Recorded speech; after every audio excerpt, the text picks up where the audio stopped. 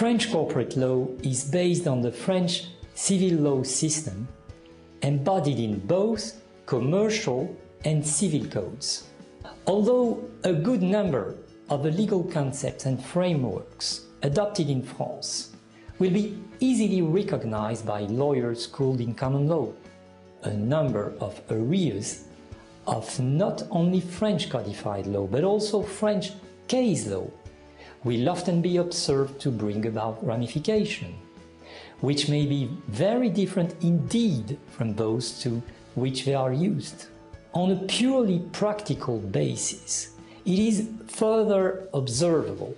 that the length of contractual documents drafted subject to French civil law provisions tends to be considerably shorter than comparable agreements drafted under the common law system. This phenomenon is generally explained by the fact that a French contract often pertains references to articles of, say, the French Civil Code and other from the French Commercial Code. A director of a French company can also be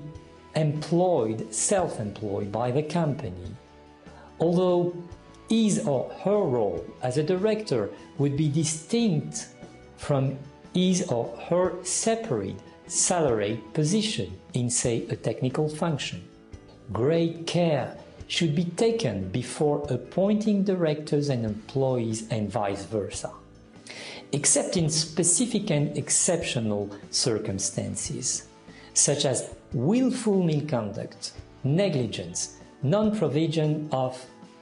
the P&L, tax fraud, commission of a criminal offense, for example, misappropriation of company funds or assets, the liability of a director of a limited company such administrateur of a Société Anonyme or a SARL is limited to the amount of its shareholding in the company. In broad outlines, and this subject to exceptions of course, the liability of any shareholder in a Société Anonyme, Société à Responsabilité, Société par Action Simplifiée is limited to the amount of his initial shareholding therein. Different types of liens or similar guarantee may be taken over shares, the business per se, fixed assets, real properties. The undertaking thereof is nevertheless quite formal, but may be carried out by joint agreement by the parties, or, in certain circumstances, by an ex parte petition.